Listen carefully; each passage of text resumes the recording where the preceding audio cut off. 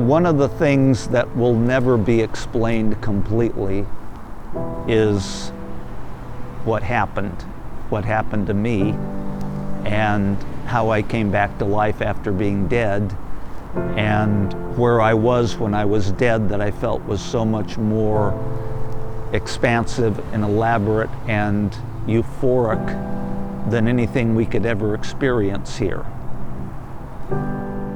I'm Jamie Budge, and these are the lessons I learned from being dead. I don't remember any of this because consequently I was dead. But from the reports of people who were there, a guy on a motorcycle as I was driving my van up a local boulevard, and it looked like the van was sort of erratic and out of control and swerving around. And the motorcycle pulled up next to me, and it looked like to him like the guy was having a stroke. That was me. And I guess I sort of slowed down and ran into a little truck that was parked by the side of the road. And a guy came down who owned the truck, and he was ready to be all pissed off at me, and the guy on the motorcycle they thought I was drunk because I had a bottle of sparkling apple juice in the drink tray. And then they realized, no, it was just sparkling apple juice and not a beer, and I wasn't really drunk. I was dead. And coincidentally, the guy whose truck I ran into in the dark, somebody had saved his life 10 years almost to the day with CPR. And he'd learned CPR himself, looking forward to someday hoping to repay his debt by saving somebody's life with his own CPR. And there I was with vomit all over my face and wiped out and dead. And he started working on CPR on me. And there's only a few minutes to do this. It's not like, gee, I wonder if we should do something. It's like if he hadn't acted right that second and started puffing air into my lungs and doing the 15 pumps on the chest, I probably would have been brain dead. So when the paramedics showed up, and I talked to one of the paramedics later, he said, when we got there, you were dead.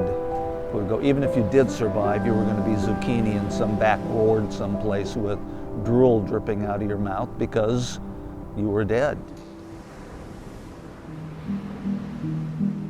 I've talked to several people who have had near-death experiences and have gone through the tunnel of light, and at the end of tunnel of light is a wonderful, welcoming, loving presence of God and departed loved ones, and it's a whole family reunion, and they're all ecstatic to have had that experience and remembered it. I didn't remember it. In my delirium, when I was in intensive care, I was talking to God and Jesus and my biological father. And at that time, I didn't know my biological father had died 4 days before my episode, and I couldn't have known, and they weren't going to tell me. I feel sort of deprived that I didn't get to remember visually specifically what happened because I came back with all the impressions that I knew it did happen, and I knew I was in some place much more important than this. And not that this place isn't important, but it's also an important training ground for eternal life.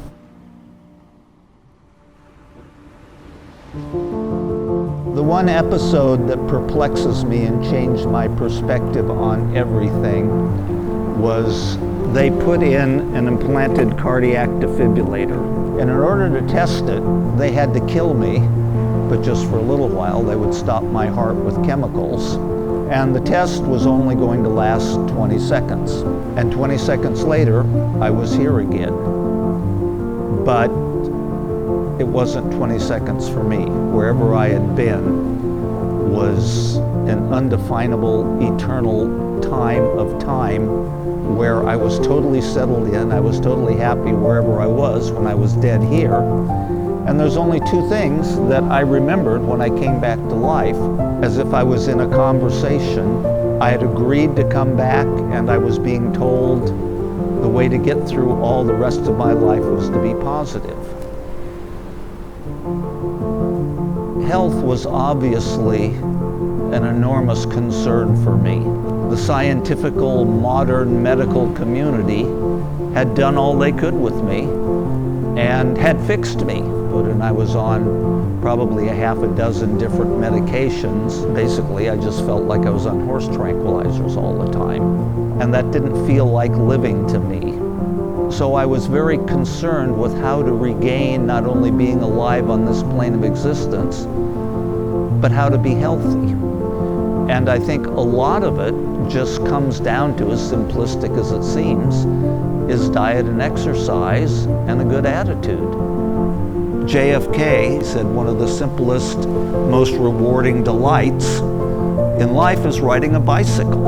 And I ride a bicycle every place around the crowded streets where I live because I get that feeling of, wow, this is a simple pleasure surrounded by chaos.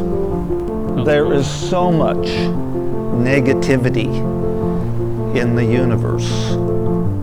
I wouldn't even say in the universe. There's so much negativity in the human perspective right now, in politics, in the entertainment industry, all of the god-awful worst stuff you can possibly imagine seems to be happening all at once and is reported constantly.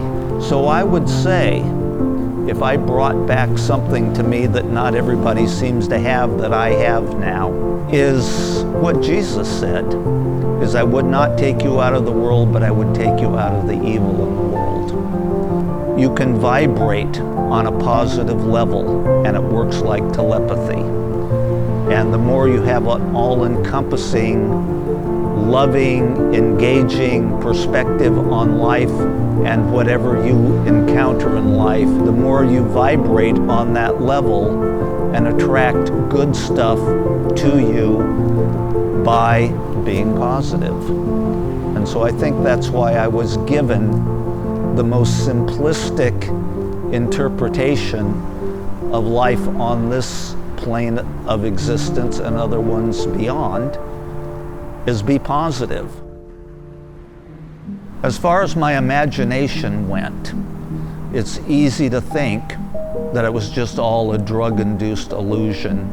And they've done studies now where they say that in the last minutes of life, right before you're going to die, your physiology releases euphoric chemicals that make you feel really elated and wonderful and on the verge of heaven, and you have that chemically induced experience, and then it's lights out and you're gone forever and you're biologically dead. The worms crawl in, the worms crawl out. But I had some circumstantial evidence, like I say. Somehow I felt I was in heaven, for lack of a better word, talking to God and Jesus and my biological father, who had died 4 days before I did. And I didn't know that, but yet we were having some sort of powwow in the twilight zone, and it felt very euphoric to me. But my experience of being dead didn't change me that much. But I think it changed my perspective on everything that this planet and this universe is about. I'm convinced this is only a classroom or a trip to Disneyland that we take and learn a lot of lessons in how to assimilate life, appreciate the people in our lives, and appreciate what a wonderful gift life on this planet is, as opposed to in different states of conflict. The one message I got was to be positive.